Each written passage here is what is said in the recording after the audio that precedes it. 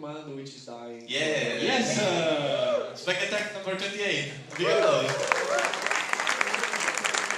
The best Speck&Tech yet.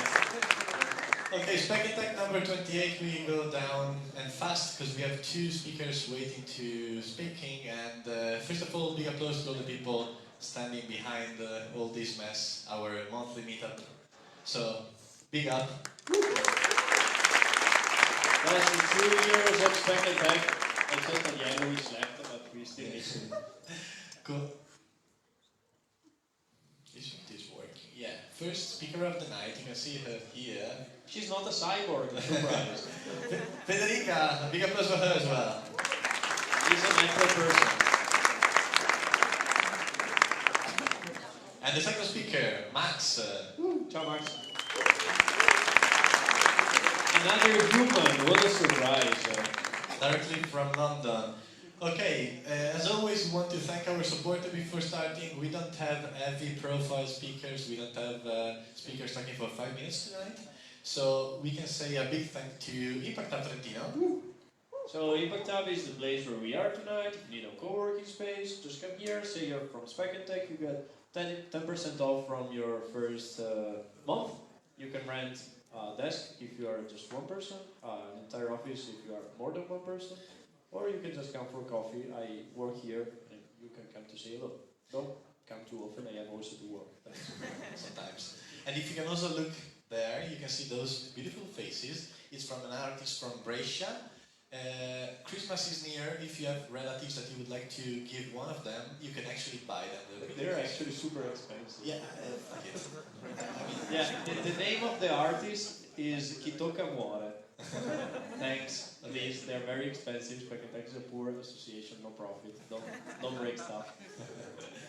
And yeah, then we have Spaziati, which is my company, Belka, Giulio's company. We have Spaziati is Francesco's company. Yeah. It happened. Francesco acquired Spaziati.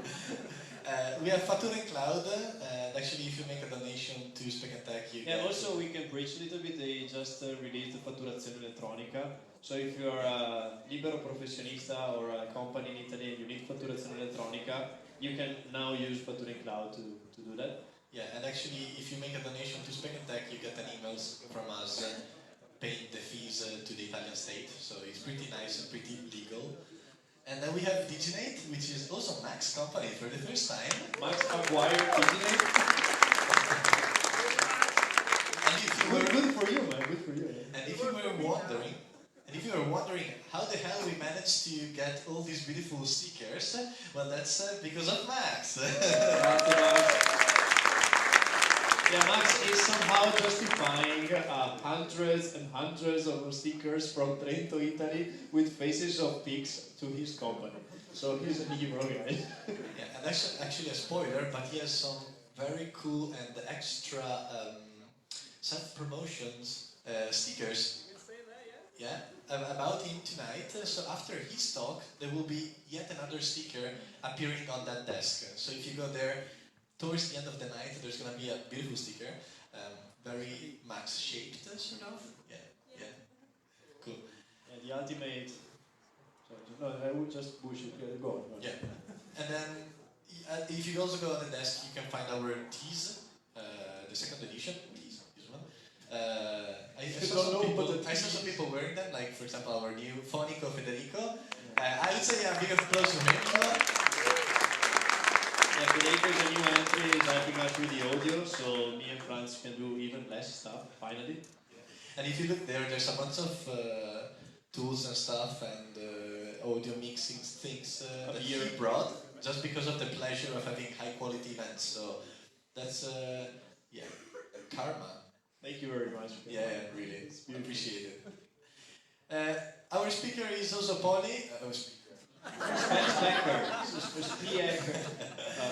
Our supporter is also Polly, who are providing us with the Speck and the beers that some of you are tasting and you have the luck to taste.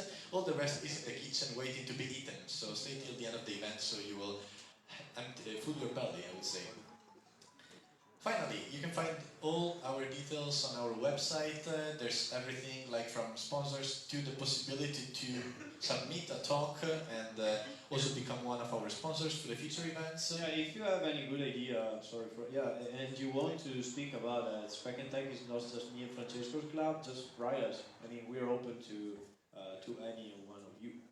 Especially because we have like December edition and we have all 2019 events, so... And 2020 and 2021, and yeah. I'm already tired. Yeah. So if you want to help and give a speech, you're welcome. Yeah. And you can find also all our previous events with the slides and the talks from the people, and also some open positions if you're looking to upgrade your career. As always, follow us on our social media, and if you want to get more active, we also have a Slack team where we discuss about bullshit and mostly. Yeah, projects, things, websites. Podcast, kittens. Yeah. Final question, do you have to donate? Yes. Okay. Next slide. Yeah. There's a reason why we provide you with hundreds and hundreds of euros of beers every single night, and it's because you pay them back with your donations. So if you want to support this, you need to help us. And for this we need the beer. Yeah. And and there's also some speak that we need to pay for. So if you want, you can also go at the desk by our Valletta Michele. Ciao Michele. Yeah. Valletto. Valletto. You can get a JetBrains license for free, just ask him. We have a few of them that get shipped. And before closing, 2 more points. First one, how many of you do know TechSoup? Oh, alright! Yeah, wow. Close. It's actually... Can you explain to me? It's an organization that supports like social revolution in a way, and projects that like have a social impact. Was that correct? Yeah. Cool. It's actually an organization supporting non-profit associations. So thanks. Yeah. Sorry. So we embarrassing you. Yeah. So we applied for Speck&Tech, and guess what? We got something for free, which is Flixbus. If you like traveling and going around Italy and Europe and whatever, you can now go on our desk. We have a tablet where you can insert your email, and you will get in the next days a 20% discount from Speck&Tech. Yeah, so big up for TechSoup. Speck&Tech makes you travel the world. And so there's a bunch of things as well that we can do for free, but of course, if you're going to the desk to get something for free, leave a coin. It helps. Final point, this is the code for tonight. If you want to ask questions to the speaker at the end of their talk, you can just already start writing them now. We will also send it in the Telegram channel, slide.do/st28, or you just write slide.do and insert the code st28. It's a website. It's not like just a random slide. Yeah. Pretty clear? It's a website. Go in the website. Ask questions. Okay, cool. Speck&Tech Productivity, first speaker of the night. Yeah, we're ready. So, cool. Big applause to Francesca. No, Federica. Sorry. No, I screwed up. Sorry. Federica from Torino. And welcome to Speck&Tech.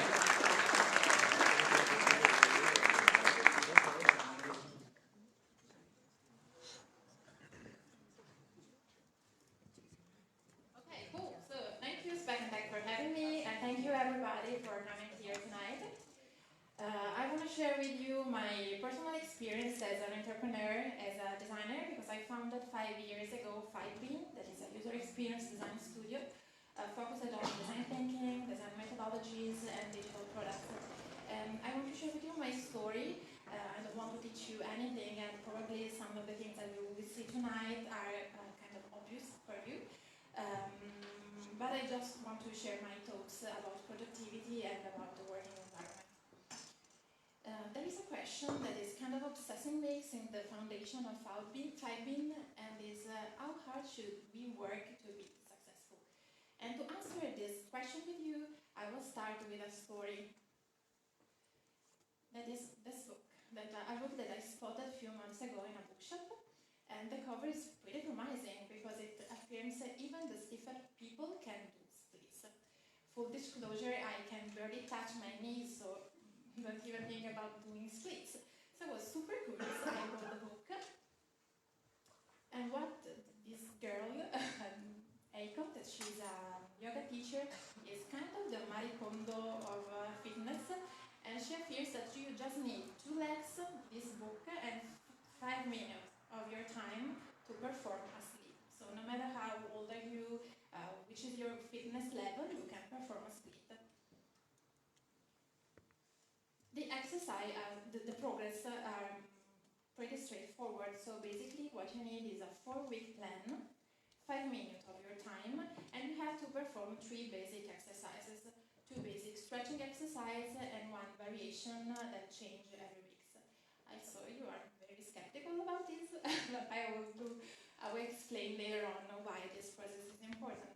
So I started to exercise and I stick to the plan for 4 weeks. And I was super happy to do this stretching exercise, not only for my healthy, but because I was finally able to have some time for myself. And it's not very obvious nowadays, because we live in a period pretty hectic, and there is a high expectation for making every instant of our life very productive, very intense, and everybody is busy, so we want to be busy too, because if we slow down, if we take time, we feel like we fall behind, and so we are like later on progress and we don't make progress. And we think about our day like a superhero day, because we would like to wake up in the morning and do a fitness and then posting a story on our Instagram profile, because we want to, of course, have a personal brand and maybe motivate people to do cool things too. And then we walk to the office, maybe listening our latest high-tech startup whatsoever podcast, and then we go to the office and we have a bunch of meetings and we're super productive, and we come at home and we grow our children maybe using the very cool educational methods, but I don't know if this is really the point of our life.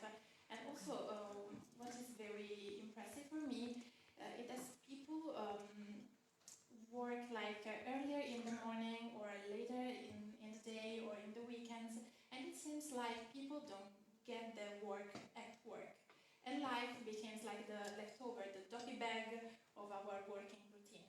So this system is pretty intense, and we are super in a hurry, and this is a sort of culture of business. So we want to be kind of busy, because it feels like we make progress only if we are super busy and we do a lot of stuff during our day. The problem is that we lose a lot of time in our daily working routine in stuff that are pretty bullshit. For example, everybody has a super stuffed calendar full of meetings, calls, and peer review, and selling calls, and blah blah blah. And the other problem is that we have endless distractions. And I'm not talking just about social media or WhatsApp, but also about checking constantly our inboxes, or maybe being super reactive, answering at our working Slack channel, or being interrupted by our boss or our colleagues because they ask for help, so ask for support. The problem is that we spend 61% of our time at work doing stuff that are not necessarily work-related. So 61% of our time is spent communicating, coordinating, managing maybe other people or our work. So it's kind of work about work and is not productive work. And this metric, I think, is pretty impressive, and brings me to think that even if we feel that we are busy, how hard we are working is not necessarily a metric for the impact that we have for our society or in our company, and it's not equal to the progress we are making. So sometimes the busyness is a kind of vanity metrics, and being in a hurry is normal for us, but it's not necessarily a metric for value we're bringing.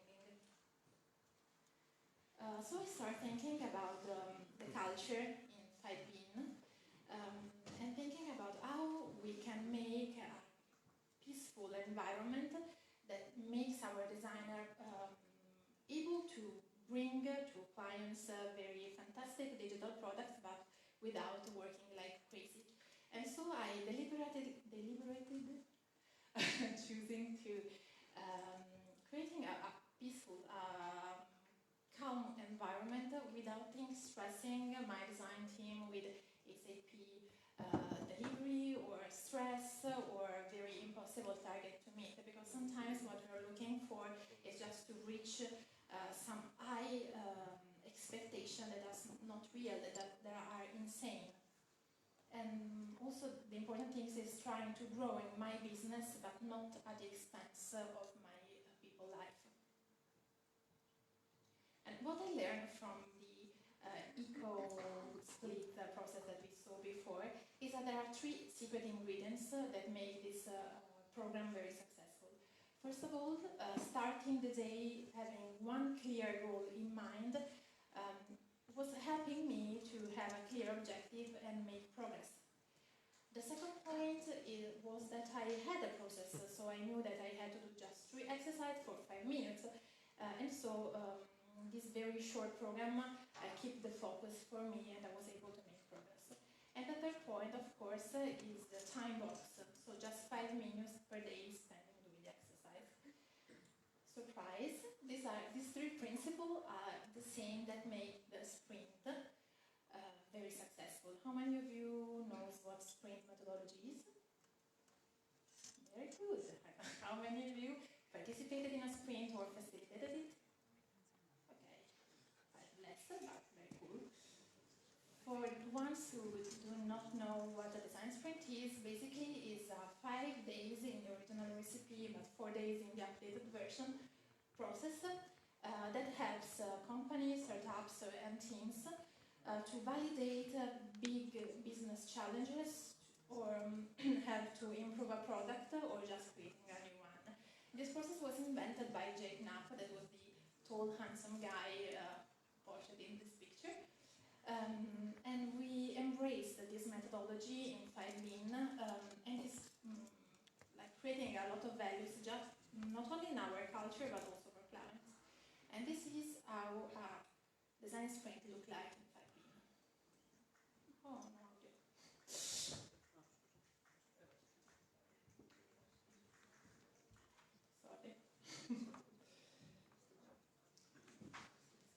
Okay. Okay,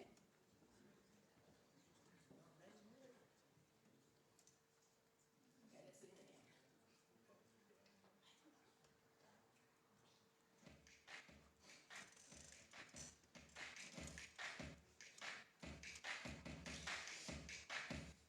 Siamo riusciti in poco tempo a raggiungere un obiettivo che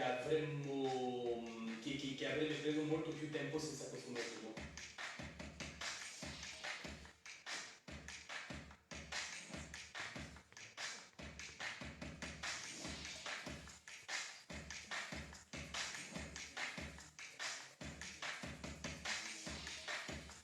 Alla fine siamo riusciti in un tempo più piccolo a stravolgere completamente un'idea e un progetto e quindi a modificare la consapevolezza che noi avevamo del progetto.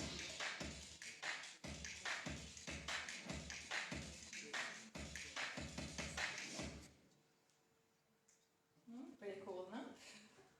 Okay, so this is how a design sprint week look like. So the first day we have a clear focus that is create alignment on team and defining the problem that we want to solve. In the second day we have to converge to a solution and create a storyboard. The third day is devoted to the prototype, and the fourth day is dedicated to testing the prototype with real users. So we have the same ingredients of the split process, so a clear target for every day, a time box period because we just have 4 days, and we have a recipe of exercises based on design thinking methodology to follow. And the other important things, and the time box is pretty important, so we have just 1 day for the prototype, and this is all, so you can just make the prototype longer and take another half day. No, it's just 1 day and that's it. And the design sprint opened our eyes about a lot of bad habits that we had in 5Lean, and inspired us to take new habits, a new methodology and new process to improve our daily routine. So we started thinking about the toxic habits that somehow was distracting us from doing our work. First of all, meetings. So we know that meetings can be very, very bad and very, very, very frustrating. And we use it instead, the decide and act process. What does it mean? During meetings, it's very hard sometimes having the time to focus on our own ideas and buildings on other ideas. Because we are too busy in shout out our thoughts and persuading our boss that our idea is good, or maybe just to keeping the focus to the problem that we want to solve. So it's very distracting and very frustrating sometimes. What we do is to use note and vote process, especially if you want to do creative brainstorming. How does it work? Let's say that everybody in this room is involved in a meeting in order to define the topics for the next Speck&Tech event. Instead of discussing and debating for days and trying to find a solution, what we do is giving to every person in the room a post-it stack, and everybody can write down how many ideas, how many topics you want to. Then just select 3 important topics that you want to present to the rest of the people, stick them on the wall, everybody stick their ideas on the wall, and then we have the possibility to vote using just little votes, the topics that we think that are maybe the most important or can make more powerful the design, the development and entrepreneurship community in Trento, sorry. And then we have a super clear idea of the common thinking, because we have dots that symbolize the emerging decision of the team. So it's very democratic, everybody can express their idea no matter the seniorness of the role or the position in the hierarchy. So it's very, very democratic and very objective. And it takes a very short amount of time and can be performed almost in silence. So all the biases and all the distraction that are meeting related can be completely deleted in this process. We use the note and vote process also to debate our internal culture. So for example, this is a picture of our last company meeting in which we were discussing about best practices, deciding which to keep and which to eliminate from our routine because maybe it was not very useful for us. Another toxic habit is dealing with people that are not able to define priorities for work. And we learned from the design sprint that it's important to define a key moment, a starting point to get started and make process.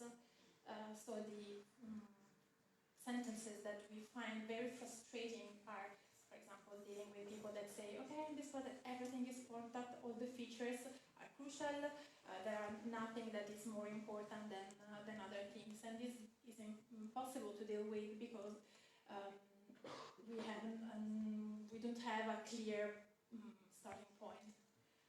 Another problem is about delivery, about insane schedule. So this is a sentence that maybe most of you in the room listen to speaking with a client. What we learned from the design sprint is the importance of mapping the actual situation. So this is a kind of a customer journey. We have here on the left all the targets of a product or a service, and then we map using arrows and steps the user flow of the use of the actual services. Then we ask the team to choose, to pick a target and a specific point on the map. And this is the starting point to building a product or building a services. I use this prioritization structure also for my daily routine. This crazy, not notebook is my backlog, so I wrote down all the things that I would like to do in 5bin, or simply tasks related to projects, or emails that I want to send, or meetings that I have to organize. And then what I do is picking every week some tasks and using the impact effort scale to prioritize them without feeling overwhelmed. So basically I pick a task and I decide, okay, which is the effort to perform this task in this day, low effort, big effort, okay. And then which is the impact that completing this task can bring to my project or to my company, or basically just to my day. This is an example of how to prioritize tasks in a real context. And so this, this method can help me to have clear the focus of my week or maybe my day, and to define priorities without feeling frustrated because I have a lot of things to do. Another toxic habit is trying to react to priorities that are fixed from the outside, instead of keeping the focus and doing what we think that is important. So we live in a react mode, so we check in constantly the inbox, we want to reply immediately, we are continuously distracted by interruption from our colleagues or from the digital world. In the design sprint, there is a pretty strict rule that is no digital device are allowed in the design sprint room. So we can't use a smartphone, we can't use the computer. And this is super cool because we are forced to use very simple tools, dark paper and pen. And this is super powerful because it forces designers to think, to elaborate ideas, to let their tools to grow before spending time in polishing ideas or making the interface more beautiful or spending time finding colors, shapes, images, and blah, blah, blah. So this is very useful to get ideas clearer before starting to produce something digital.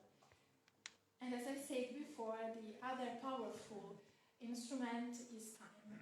So you can get things done just if you put some, if you have a limited time to perform them. This is pretty simple but super powerful. So in fact, we don't start nothing, whether it's a meeting or a task or a feedback ritual, without setting a time before. And maybe it's also super useful if this time is not very comfortable, because it makes things progress more faster and in a more efficient way. And this brings us to the last topic that is super correlated with this point, that is waiting. As a designer, we sometimes spend too much time trying to craft our ideas in a very beautiful way before presenting them to the market or to the real people. With the design sprint, we learn to ask for feedback and data in a quick and dirty way. So we try to avoid the temptation of spending too much time in design artifacts. And we learned how to build a very fast, realistic facade that are not MVP, are something easier, simpler, that simulate a real product, but can be designed in a very short time. And then we ask for feedback from the real market, from the real user. And it's very, very useful to have a clear idea of if our interface is understandable from outside, if we were able to spread our message in a clear way. And so what's important, the lesson learned, is don't waste time in design artifacts, because the risk is that we spend a lot of time doing something that has no value for the people. So the important is start from value, and then you can spend time refining your ideas. And we are more open also to listening to people, because we take feedback seriously, but not personal. And also the fact that we spend just one time doing the prototype makes us a kind of detachment from the prototype, because it's not we are not emotionally engaged with it. It's not our creature, it's not our baby. you are more able to throw it away or change it drastically if the feedback from people are not very positive or if the idea is not convened in a good way.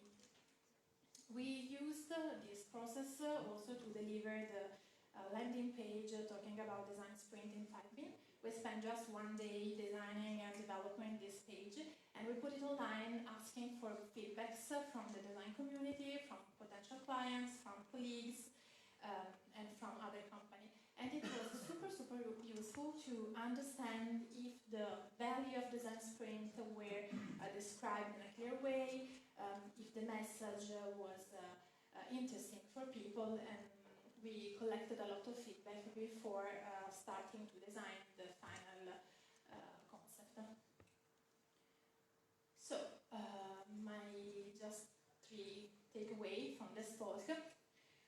First of all is remember that you are not what you are doing. So the number of activity that you can perform in a day are not the value of what you are and what you represent in the world. Your impact is way different.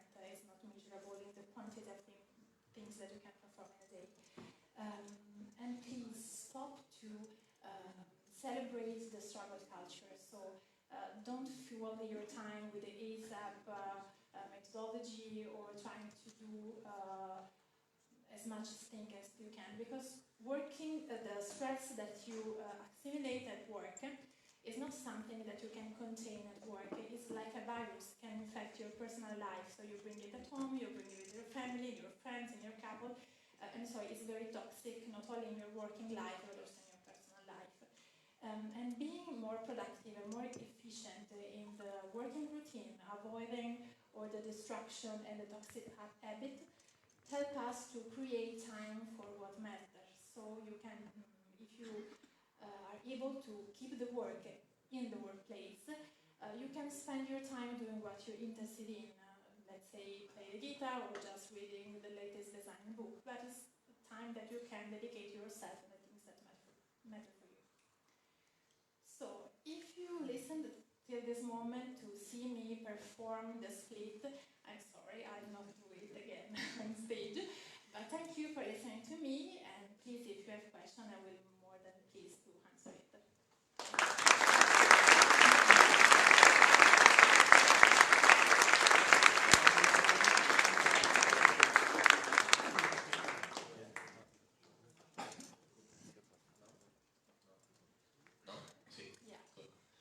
Thanks, Federica, for the talk.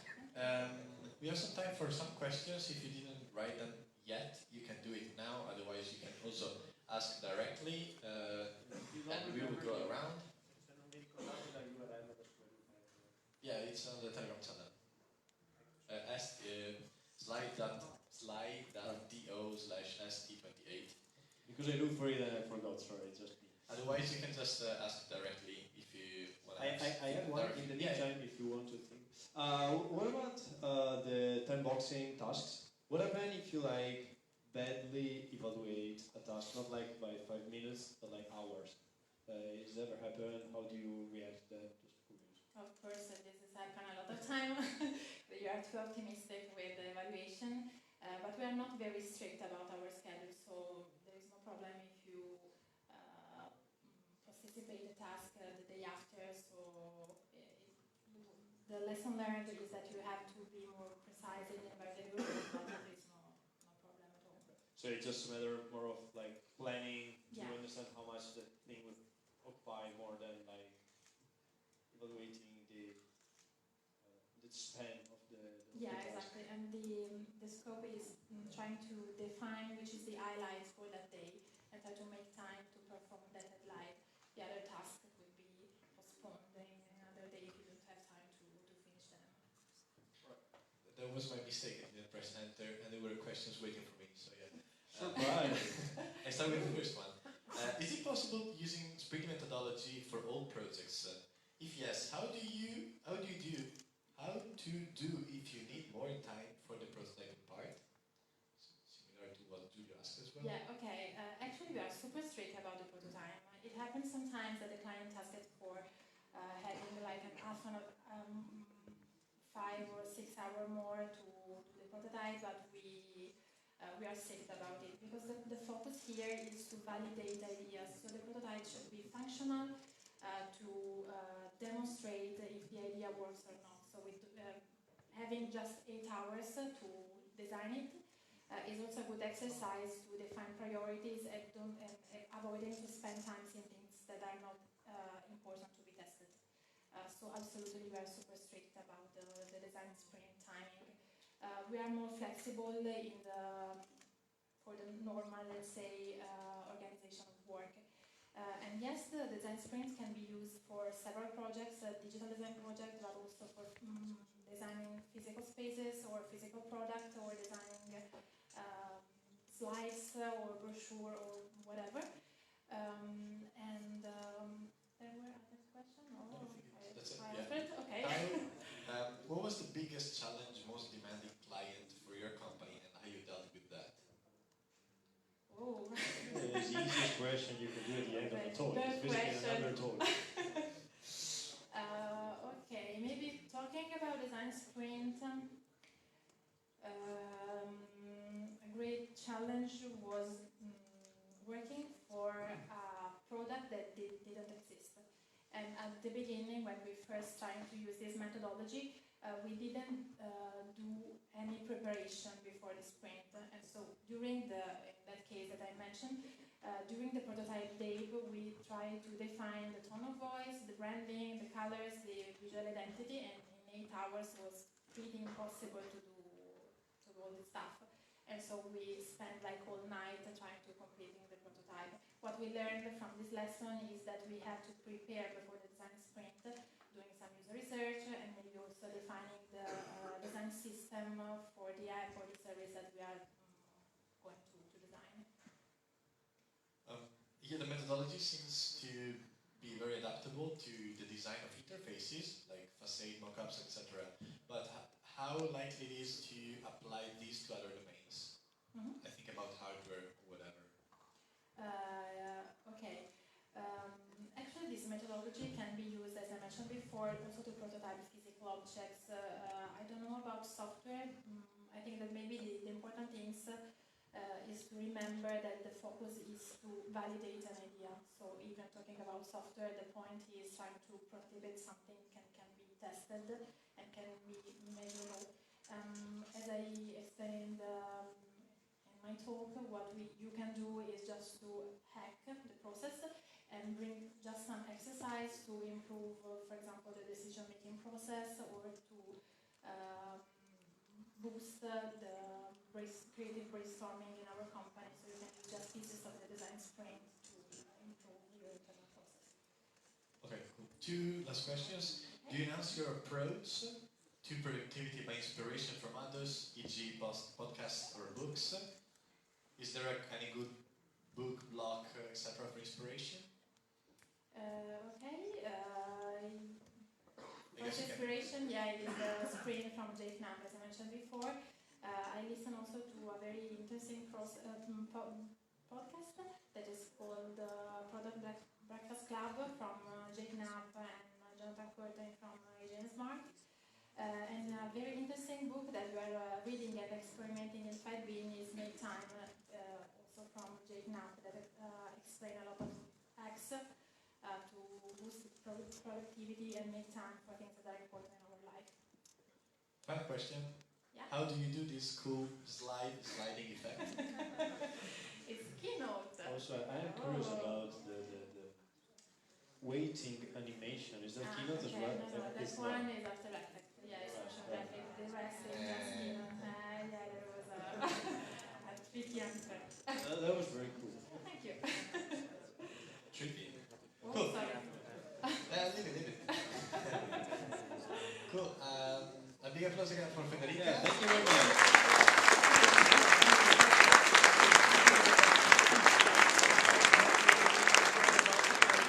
Okay, we have a 2 minutes break. Like plans always try to make it short. 2 minutes break. Toilet, outside, fresh air, then we start again. As soon as the music stops, Speck&Tech is restarting with or without you.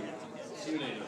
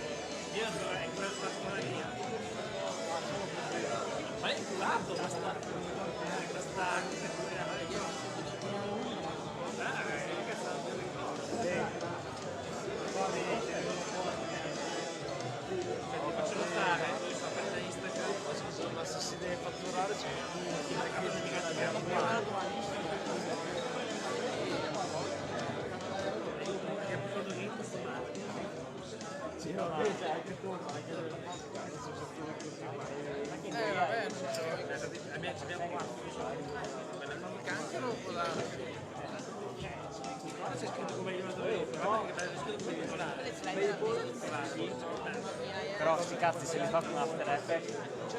Cazzo. Vabbè, ok, scusa. Io devo fare una domanda. Faccio una domanda. Devo fare una domanda. Vedi com'è? Gli spalleggi.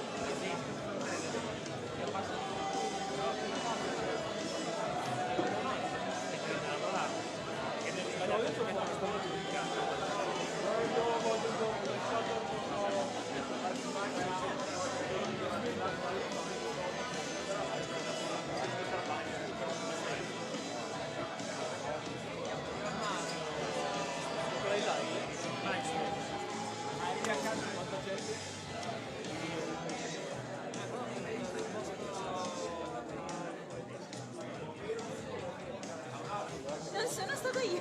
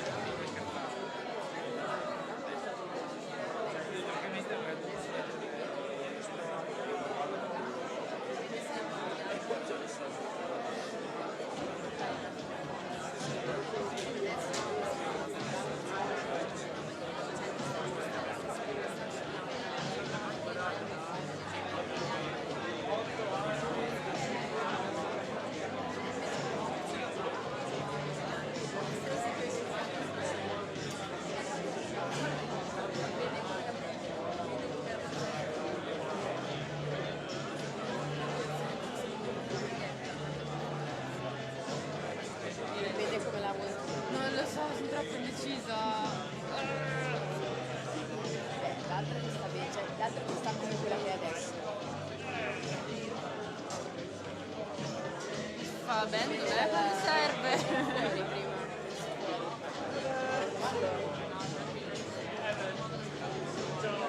Vedi come... ragione. Perché di solito le metto un po' più larghine, però in effetti... C'è la metadona. Cioè qui c'è proprio vabbè, a me quella non sta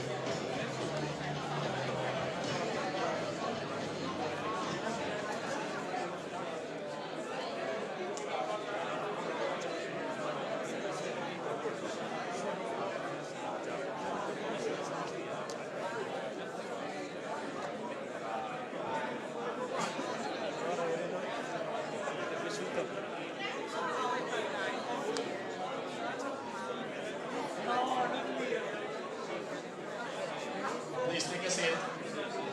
Please take a seat.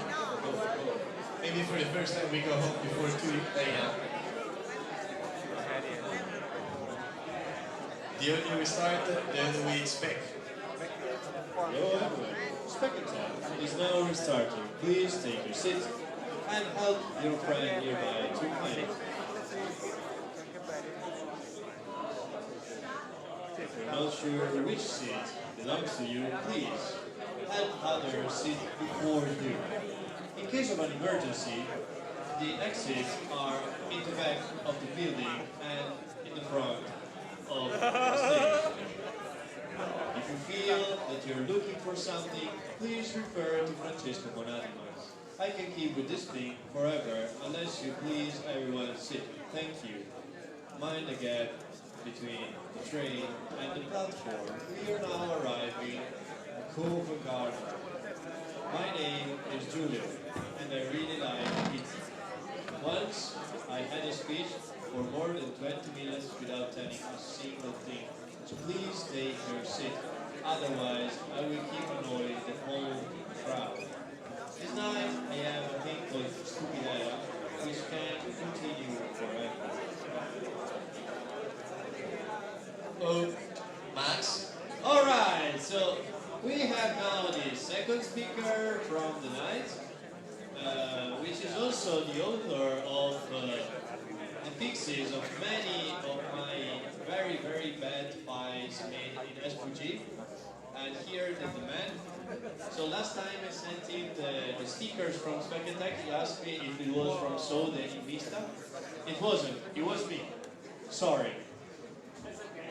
We're very happy to see you in person. He likes to send this beautiful file with shadow and They're not special beautiful. effects. They're not special. 3D look of what they want, I'm not a and I need to remove all those effects every single time. And remember, after Max talk, just go to our table there and there will be some magic stickers appearing, yeah? Yeah, with special effects and shadows. Because you can do that, I know you. Cool? I think you can start. Here is your slider. Good luck. We heated the crowd for you, so big applause. For Make Max. some noise for the supervisor.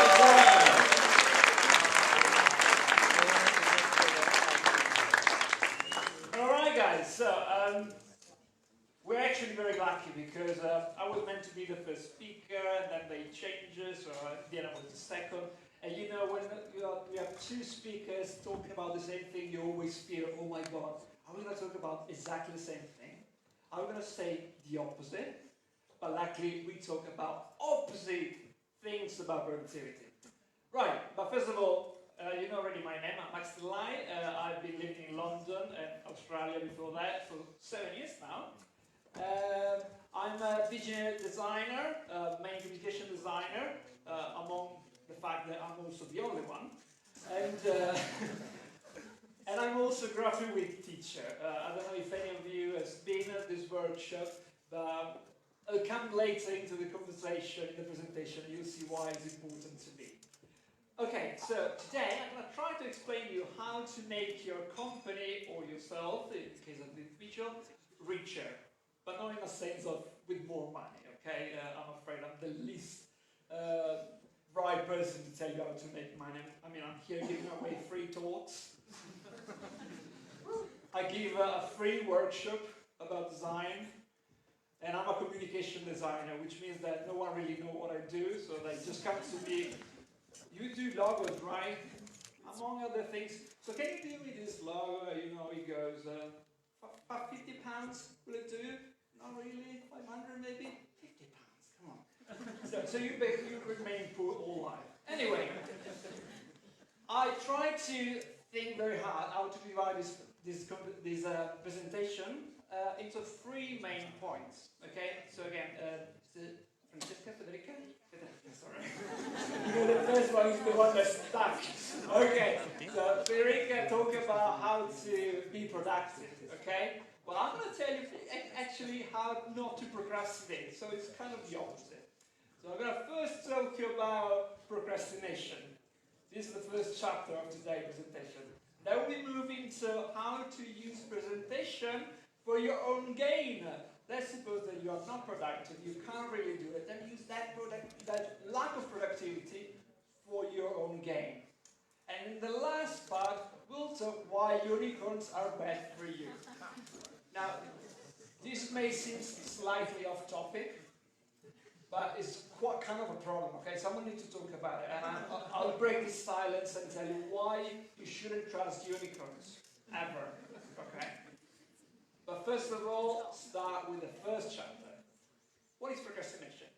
So what is procrastination? This is kind of a philosophical question. There's not really an answer or an easy answer to this. The first philosopher, Aristotle, thought that basically procrastination is when you do something when you know that you shouldn't. Okay, so you do the opposite of what you should do. The British Dictionary actually redirect you to the Tomorrow Voice and give you this other definition. Mystical language, 99% of all human productivity is stored. But seriously, procrastination is a serious problem. It's when you don't do what you should. Franz, the other day, sent me a text. Said, Max, you're talking to computer scientists, so please make some graph, show them in number what this that you're talking about is, okay? So this is my graph. We have pain, physical pain, and time. This is when you're given any task, okay? So the pain is very low. Yeah, a task! Early in the morning, yes! And then, fuck. This is not as easy as I thought it would be. And then you get to the point, no way. Let's go to Speck&Tech and listen to Max instead. This is not interesting. However, when you have at the maximum level point, you start to see a line. Very, very far away at the horizon. That's the deadline of that task. And at that point, you know that you have no choice but to beat your pain and start working on that. And once you actually meet the deadline and the task is gone, you have this anxiety relief point and all the procrastination goes away. No matter what you want to do, at that point, you're free. And procrastination magically disappears. Okay, we can divide this in a more serious matter in 3 different sections. One is when the task is not organized. So you don't really know how to approach the task. At first, it's something new, so you are excited, it's normal, and then it starts to get more difficult or more complex, or it's just simply you lose interest to the point where you have no choice but to do it. So this is more or less, we can say, the mathematical explanation of procrastination. Mr. Leonardo da Vinci here noticed that it's easier to not do something at the beginning rather than the end. So there is what we'll see here. At first it's difficult and then it becomes easier. Okay? So why is that happening? Well, because there are pretty much 3 factors that cause procrastination. The first one is that you're bored. The task maybe is too, I don't know, it's not something that is even interested, so you get distracted by anything else, so you just have any excuse to just drop that task. The second is too hard, so that task, you may be interested in finish it, but it's very hard. And the last one is that you're not motivated. You can't give a shit really about doing that task, really. I mean, it's Thursday evening, do you prefer to stay at home and study or be here? So, let's start with the first one, boredom. You are distracted. It takes 8 seconds to get distracted. Did you know that? The average attention span, which is the moment you can stay focused before getting your mind drafted somewhere else, is 8 seconds in the 2010s. So the time we are living now. Back in the 2000s,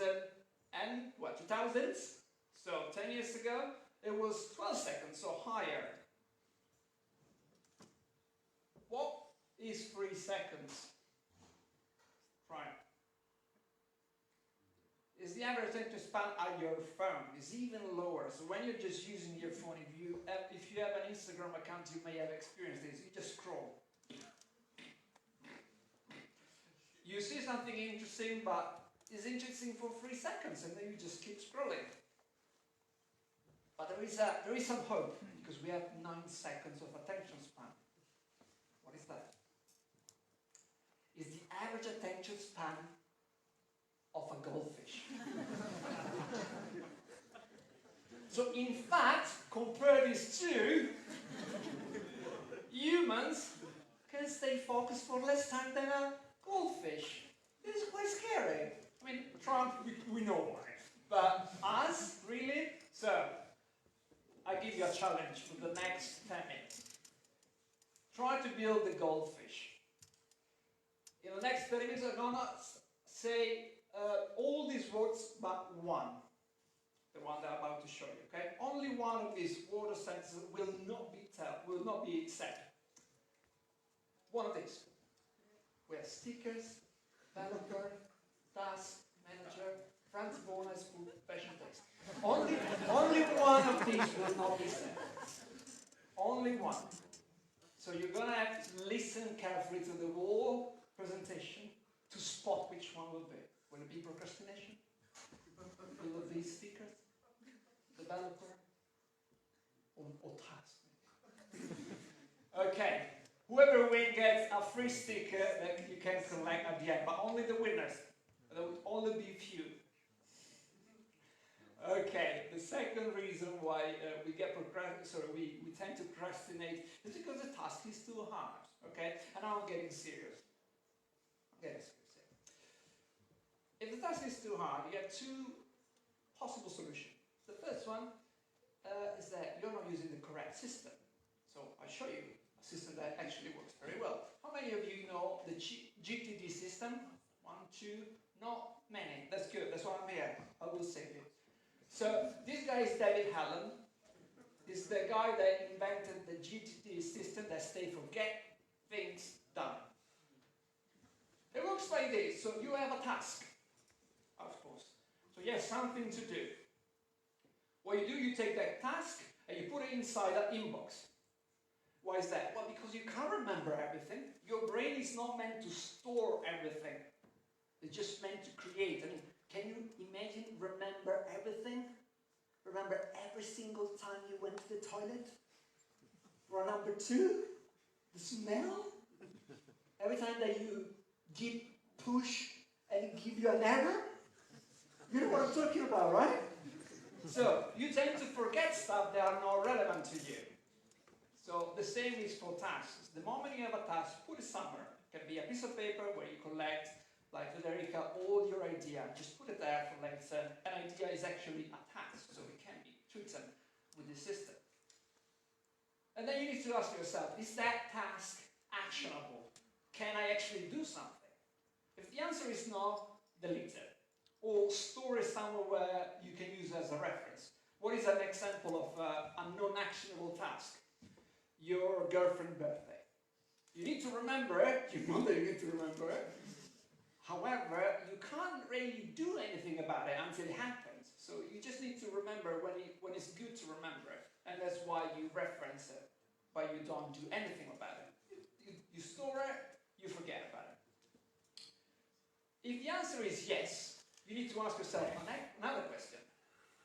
Does it take less than 2 minutes to accomplish that task? If the answer is yes again, just do it now. You have no excuse. Do not say, I'll do it later. It's a quick action, so I'll do it later. No. Stop right there, do it. The moment you have that task, do it, finish it, out of your head, out of your system. Finish, job done.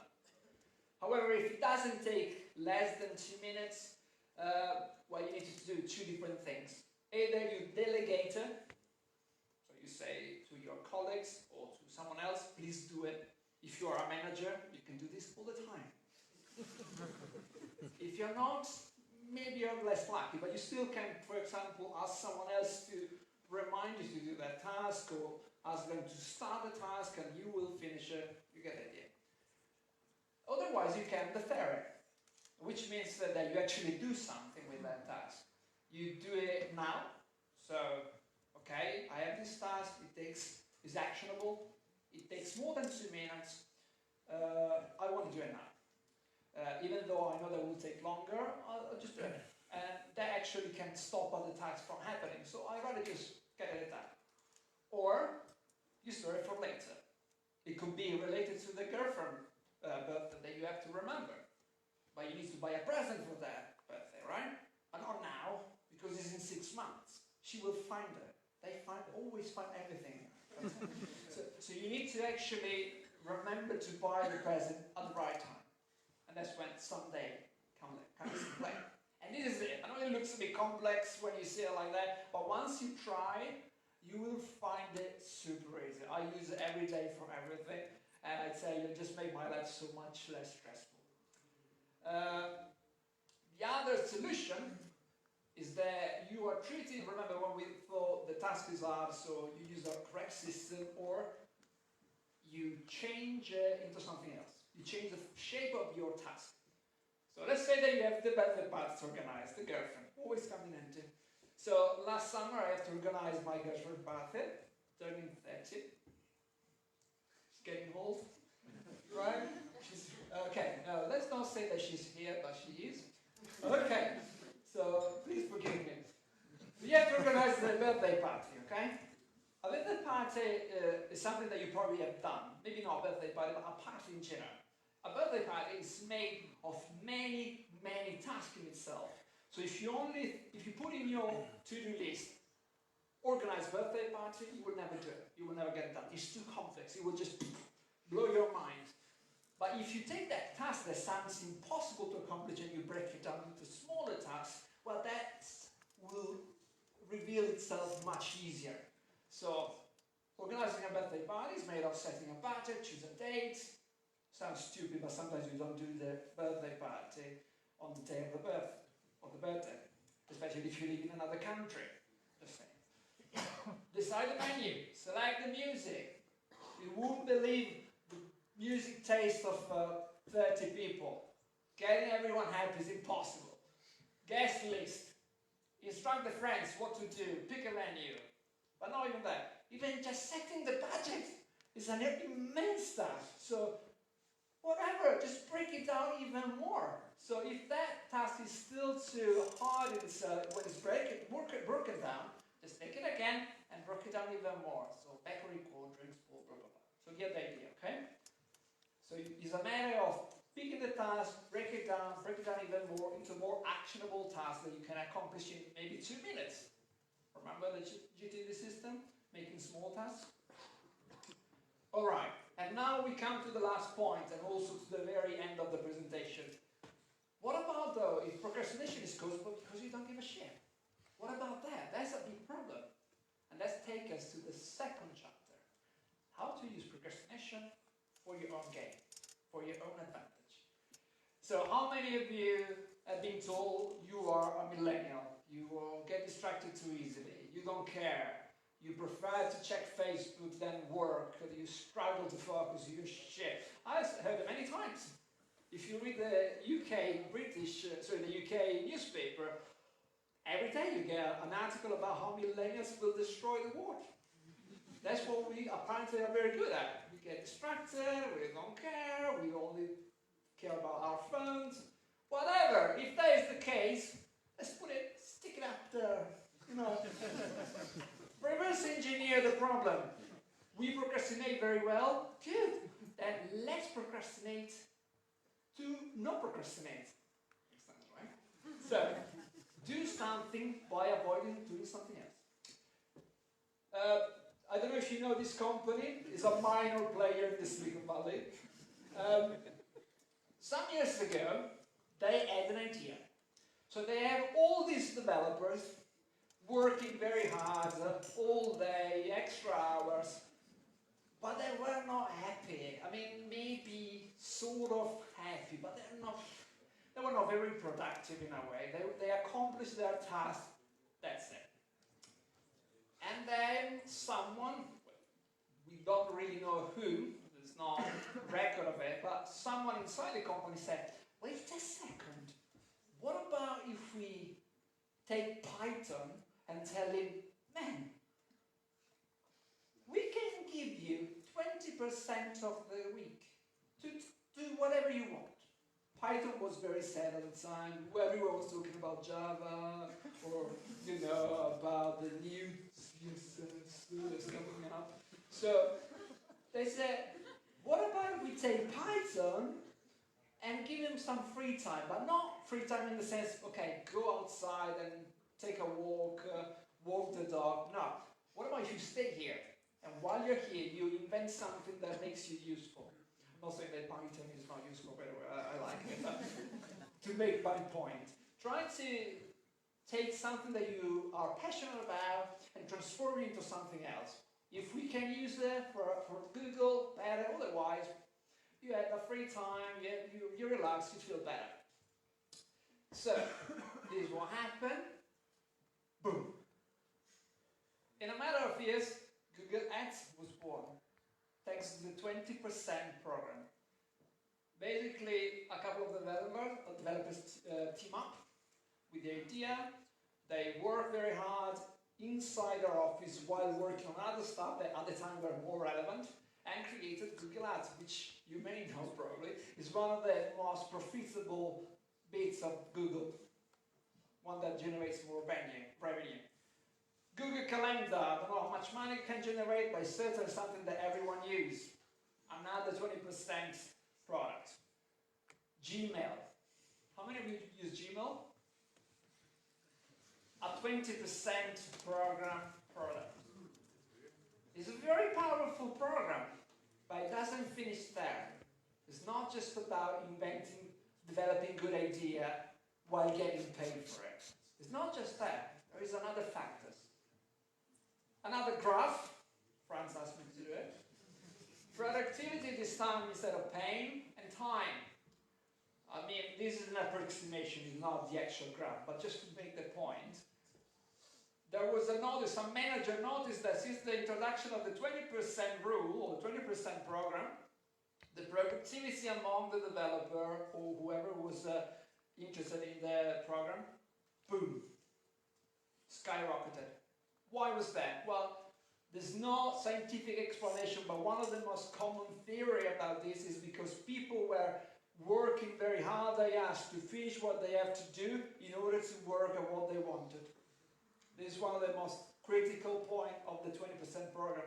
It's not the 20% itself, but just by giving you something, the impression, in case Google, or the passion, the ability to follow your idea, do whatever you want, while working, push you to work harder in everything else.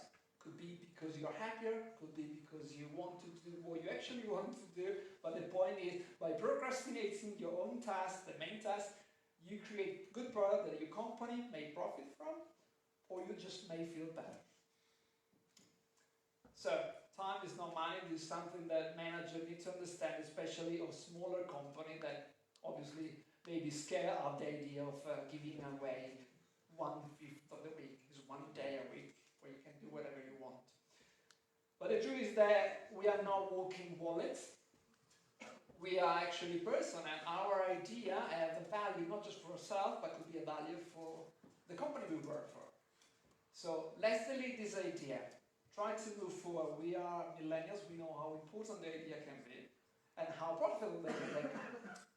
So, is it just Google? Of course it's not.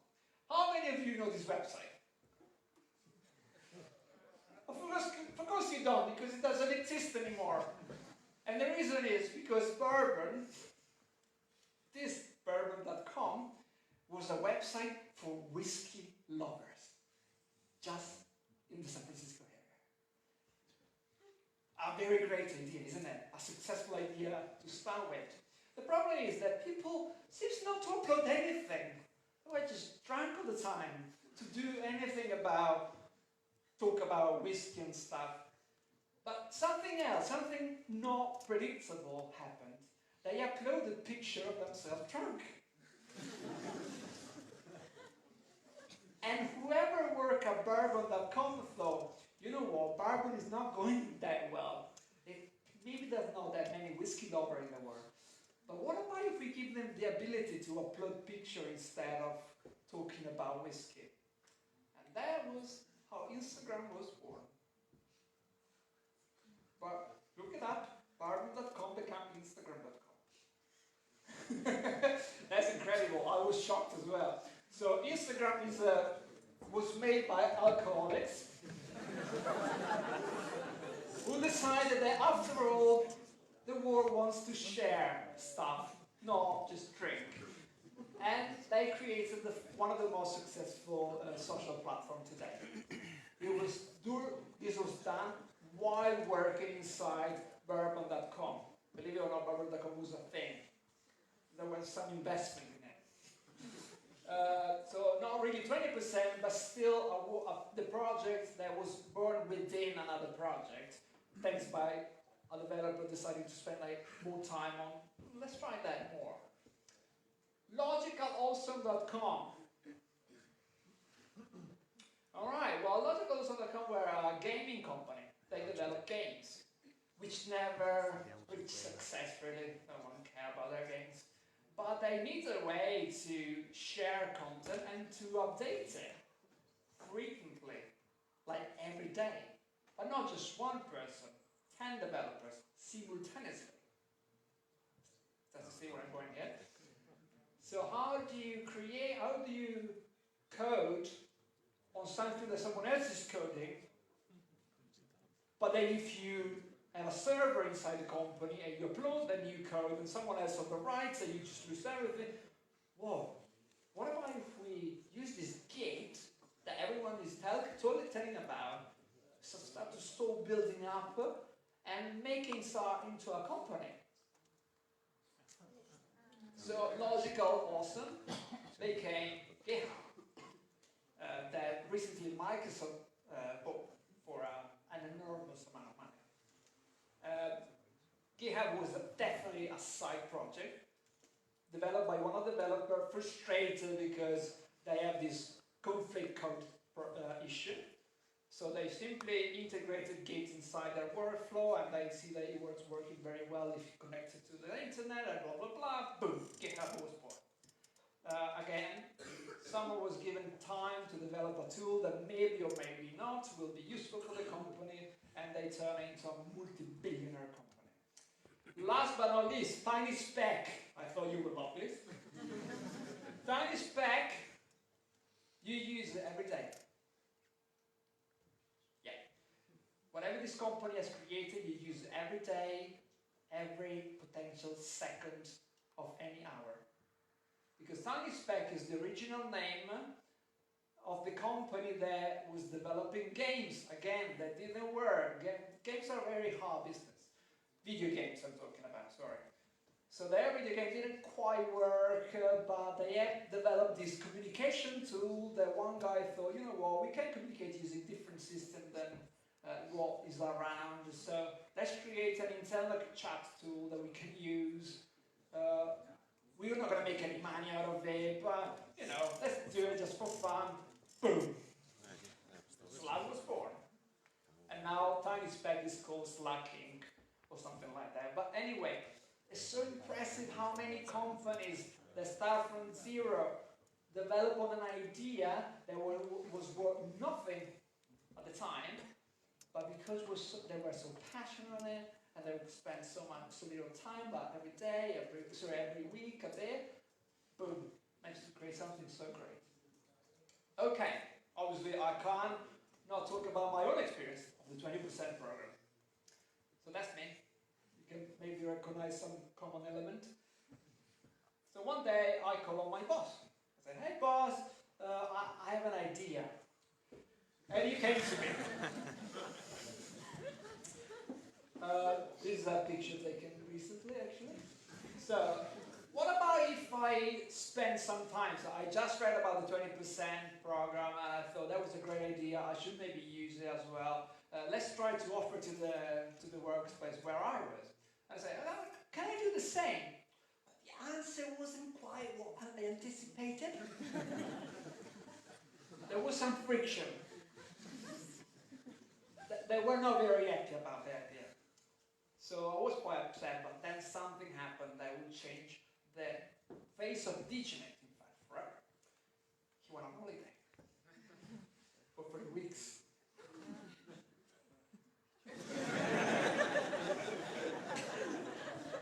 And I was alone in the design department of my company for 3 weeks, doing whatever I wanted. And in those 3 weeks, among working obviously mainly on my own projects that I was given every day, I created Weeklify, which then will incorporate Graphic Week and Graphic Bytes, which are now a multi-billionaire company, but for my own accomplishment, something that I'm very proud of. Workshop, this graphic design workshop for free for everyone to attend, which tell you a bit of design in a friendly and relaxing way. And you may say, well, mate, okay, but that doesn't bring anything to DigiNet. That's something for yourself. Something that you did, still in time technically, by your company. And I will say, yeah, that may be true, but in fact, developing and working on Graphic Week allow me to get closer to a world which is computer science, which I completely ignored before then. And be surrounded by so bright minds with different ideas, different ideas and different passions, in fact, teach me that, wow, there's not just design that I can be passionate about. Maybe there is also some little coding, some little scripting. So I came back to my boss and said, what about if we develop a small script, JavaScript, nothing too complex, to do repetitive tasks that we do every day. That will take us maybe hours every day to do it, that we can do maybe with just a bit of coding here and there. And we worked together, and in fact, I almost lost my job because this script kind of replaced me, really. There was we reached a point where it was too advanced, and we developed on that more and more and more, and now basically stole most of my daily tasks. But that was good, actually, because that left me even more time to do whatever I wanted. And that was a lesson for everyone, not just for my boss, but also for me.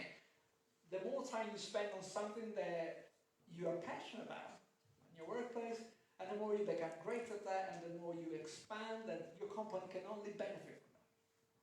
Okay, I know I'm going to get sentimental here, but that's it.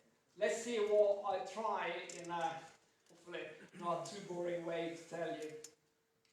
You need to use a GTD system or something similar, like Federica said to us. A system always helps to be more productive, okay? So that's your main point. If you can't do that very well, try to use your own idea in your workplace or at university, whatever environment you prefer, and expand it so that they sort of become the task that you're doing. And it's a complex thing to do, but you can certainly try. In the end, everyone wins, really. Not just you, but also your company. It's a matter of fact. It can't be otherwise. As long as you do your job and you stick to what you need to do, not just do whatever you want, obviously, but everyone wins. Okay, well now to the final question. Have you got distracted? Hope not, because you need to tell me which of these 8 sentences I didn't use. Which one? Can you read it? Task. Which one I didn't use? Really?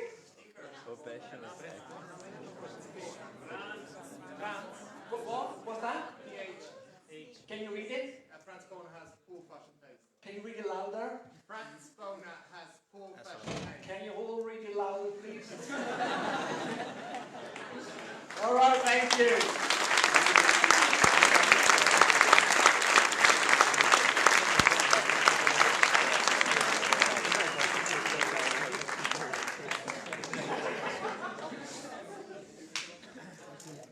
Oh, we forgot about the unicorns. Oh, let's do it tomorrow. Cool. Thanks for my pour. We will punish whoever is Franz Boner and we will punish him. We are now investigating. Tommaso is up on it. Tommaso, please check the outfit of everyone. I don't see, I don't talk, I don't hear. You're now the fashion police. Cool. Question time. Max, why did you not put procrastination chapter last? That's actually a very interesting question. Sort of philosophical in a way.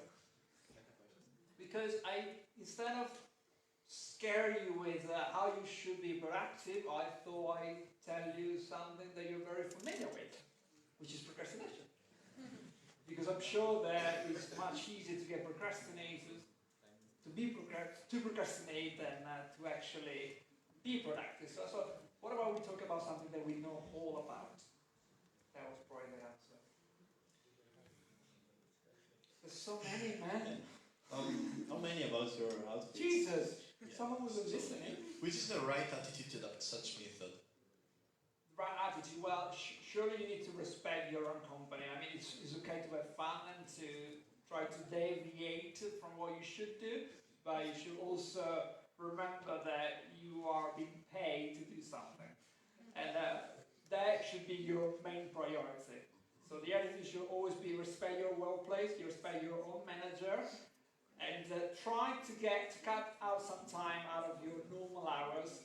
Try to work harder to have that extra hours at the end of the day and move forward from there. Do you know the percentage on average of successful project done when using the 20% method based on your experience? Come again? The percentage on average of successful project done when using the 20% method based on your experience? I don't have a specific percentage, it's hard to tell, because there's no data on it. In fact, sadly, Google dropped this program not more than 4 years ago, because they grew to the point where it was not sustainable. Basically, there are so many employees now, and they are so fractured in their multi-micro companies that it was impossible to allow everyone to have that 20%. So I don't have the percentage. I would think that I don't know. I don't feel like I have the knowledge to answer this question. To be honest, it's not that. Yeah, also I think that the Google now is a very different company from Google from some years ago. Sure. And they're for sure in a very privileged That's true, but situation. even though when the program was developed, there was already 16,000, so it was quite a big company already.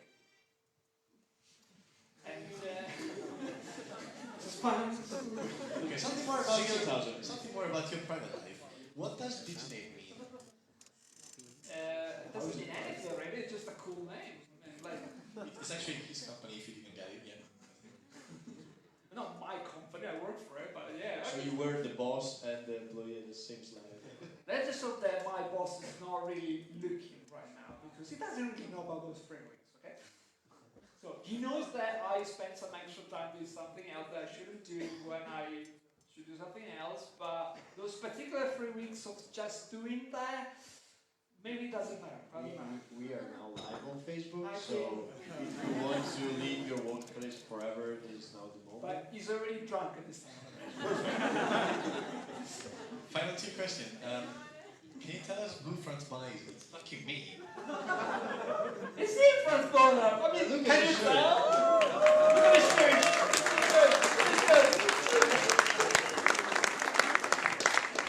I mean, really, that should be illegal. Final question. Okay. Blue team or yellow team? Ooh, that's so hard to answer. No, I mean, no, I have no hard to answer this. I'm sorry. Viking or Supernova, the same question. I stay impartial. I'm the judge, but I can't really pronunciate my preference among the graphic retailers. Cool, thanks for... That's it. Thank you very much. Wonderful.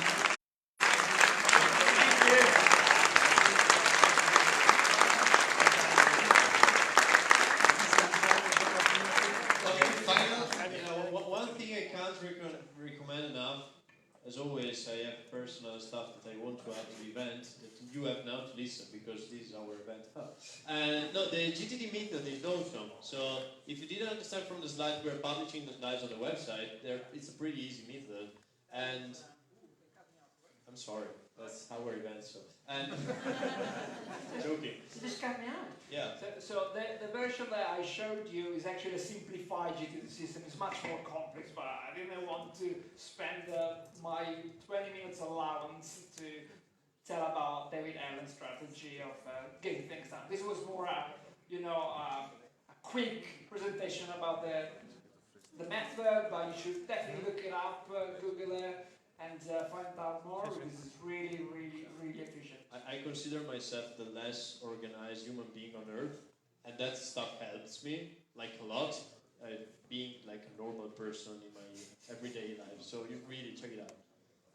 Okay. I mean, like the less organized human being. So like, That was a bit dramatic. no. You don't know the not fashion guy how much beats me because he did stuff for me. So yes, but let's not talk about that now. I guess we never finished Speck&Tech this early. It's like 10:30, so we can actually go on for a couple of more Yeah, minutes. let's talk about We are now starting a podcast. It is very no, it's joking. No, okay. Final words for the night. We will hopefully have an event in December. A bunch of events in next year in 2019. We have some very cool ideas, something different that you have never seen before. If you go there at the desk, you can get all the stickers that you want with max space. There's approximately one for everyone, so try not to steal from others. Yeah, please be nice. One be per honest. person. Be honest, there are a bunch of others that you can get also from Speck&Tech. If you go there, leave a donation because we live on that and we can buy and afford more beers. Final consideration of the night, the always old trick, I would say. Yeah. So if you can please stack the chairs. Okay. Yeah, it's easy. Yeah. You can do it. We believe. We will move the stuff here around with my very bad Francisco taste. is giving good example, like good leaders. You see, good leaders do the stuff first time. And then we bring this stuff here and stack it up. All right. Yeah. So thank you very much for everyone for participating. See you next time. Bye!